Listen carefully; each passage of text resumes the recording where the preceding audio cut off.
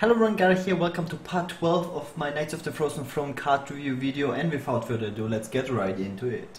And the very first card we have here is a neutral 6-costed minion. It has 4 attack and 6 health, and the battle cry effect: destroy all 1-cost spells in both hands and decks.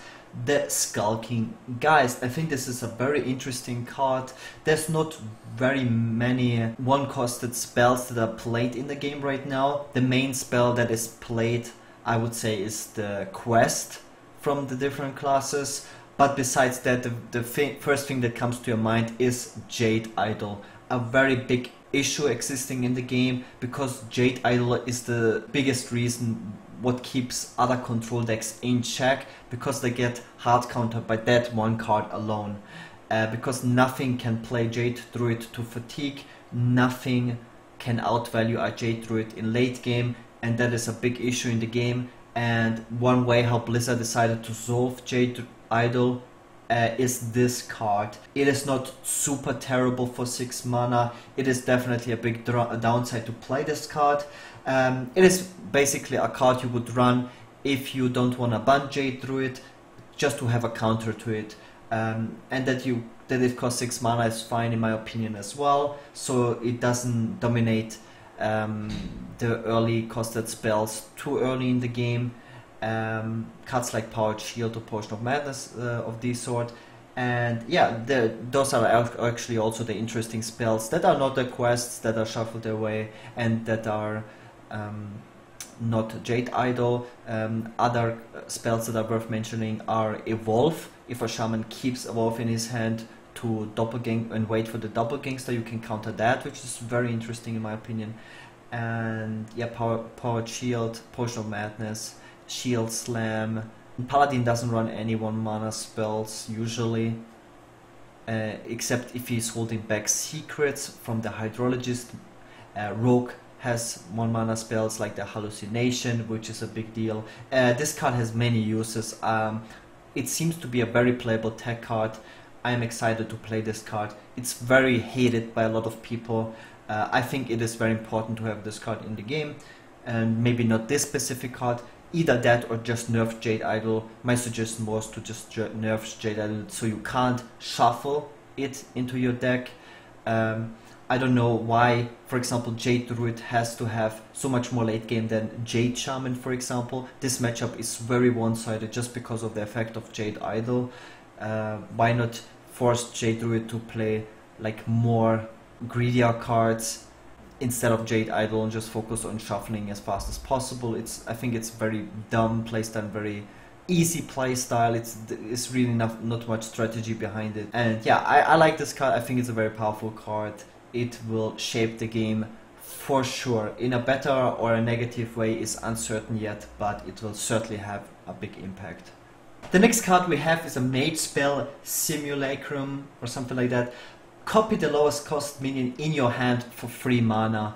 So you basically play this for free, and then you copy the lowest spell, and you can manipulate, the lowest minion, and you can manipulate this card in just running like very expensive cards. Like in the quest mage, you run like Molten Giants and Arcane Giants, and then you can copy them. Or yeah, you just a deck with a lot of spells and very few minions, then you can basically copy whatever minion you want, like the Antonidas or Sorcerer's Apprentice, something like this. I think this card is not very good. The main reason for that is because it costs 3 mana, and you would fit a huge amount of tempo and board presence and just removal on the board for 3 mana. I think that is a big deal. If this card would be cheap, then yeah, sure. Maybe this works also just in the OTK quest combo. Use this as another way to copy Sorcerer's Apprentices, you know. It's interesting. It is a combo card for sure. I don't like it as much, but a lot of people are hyped for it, so I'm not gonna kill the hype. It is a card that is certainly playable in a quest mage deck. The next card we have is a Paladin spell, Desperate Stand, 2 mana. Give a minion death rattle, return this to life with 1 health. So this card has great synergy with Divine Shield minions. As you can see with the Paladin class in this expansion, they are really pushing the Divine Shield synergies and archetype. So in aggressive decks, but also in controlish decks, you can play this in an Enzov Paladin, for example. You do this on a Cairn, you get the Cairn back. You do this on a Tyrion, you get the Tyrion back. How good is that? I'm not sure, because your opponent can kill it afterwards relatively easy if you can remove the Divine Shield easy, because then it's only 1 health Tyrion, and you have the Ashbringer equipped at least 2 charges, and then you just re-equip the Ashbringer. It doesn't seem that powerful. Obviously it's very good with Enzov, because then you just get multiple additional definite minions very cheap into the game, very similar to Ancestral Spirit from the Charmin. Yeah, great synergies with the Divine Shield effect in general, because Divine Shield minions don't have a lot of health usually, so you don't mind. It's a very cheap spell, and another thing, it works with the Paladin quest, and as we have seen with the other classes, Blizzard is giving a little bit support to the existing quest card, which is nice to see. This is another card that works with the Paladin quests. Cool to see, cool card in the game. It will be played at least in meme decks, if not in constructed decks, but I can see this card also being playable in Enzov Paladin and Aggressive Paladin and in Divine Shield Paladins. The next card we have is a Charmin spell, a very interesting one. Ice Fishing. It costs 2 mana and it draws 2 Murlocs from your deck. 2 mana, draw 2 cards is really powerful. Just compare this to Arcane Intellect, which is played in pretty much every mage deck. If it's Freeze Mage or Burn Mage or Secret Mage, everyone plays that card. This card, yes, it draws you specific cards from your deck, but that might not even be a drawback. If it always draws you Finja, for example, that is a really powerful thing.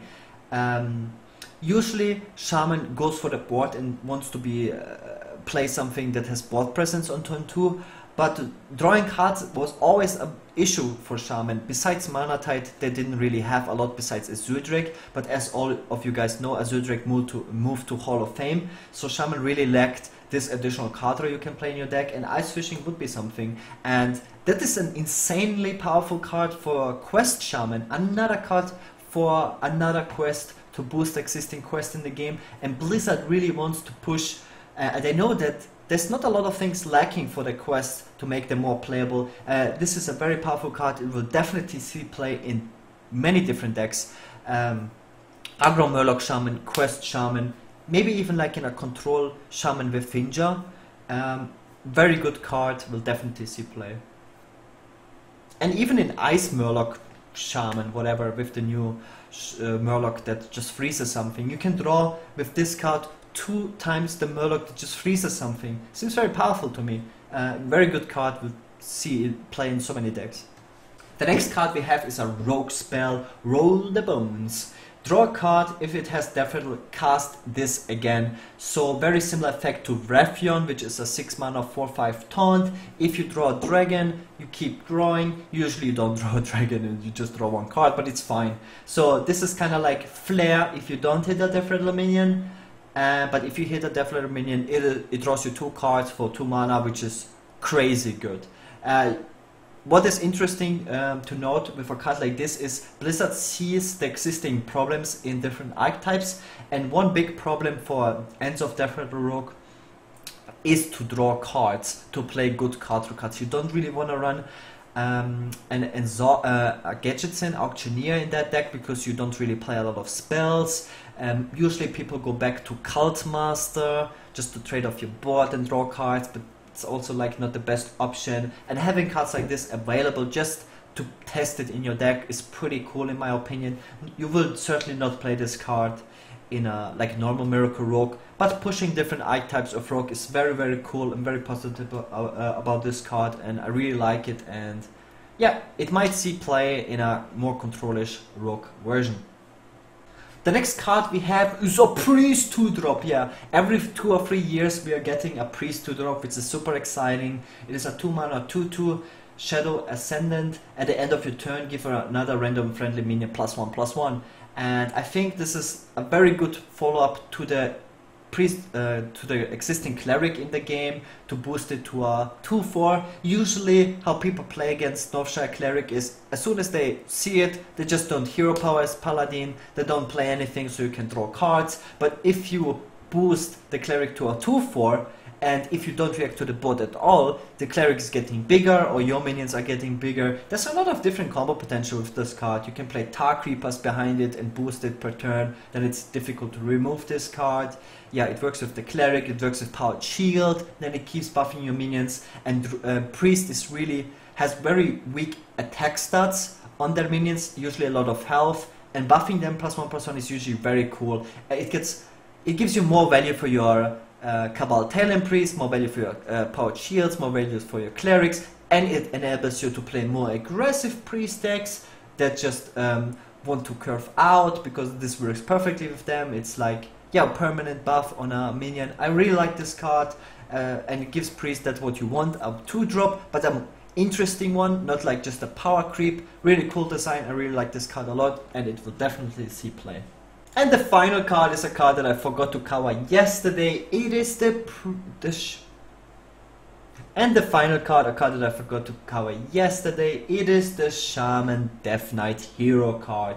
It costs 5 mana, it is Thrall the Deathseer, Battlecry, transform your minions into random ones that cost 2 more, wow, and it gives you 5 armor. And an additional hero power, just a mini evolve on a target of your choosing.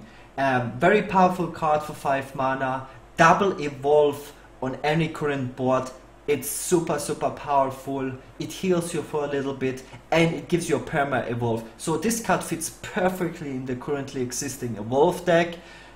You can just, because you don't really rely on your hero power once you play this card, you have a lot of fireflies and a lot of tokens you can play regardless, and then you can keep evolving them into stronger minions. And once you play this card, oh boy, you will have an unkillable board if you have a board full of tokens. Double evolve, really powerful card, will definitely see play, crazy good. And that's it for today's review video. I hope you guys enjoyed it. As always, I will be back tomorrow with part 13 of my Knights of the Frozen Throne card review. If you haven't subscribed, it helps me out a ton if you do, and turn off the notifications to see my daily videos. Thank you guys so much for watching, and see you guys tomorrow. Peace.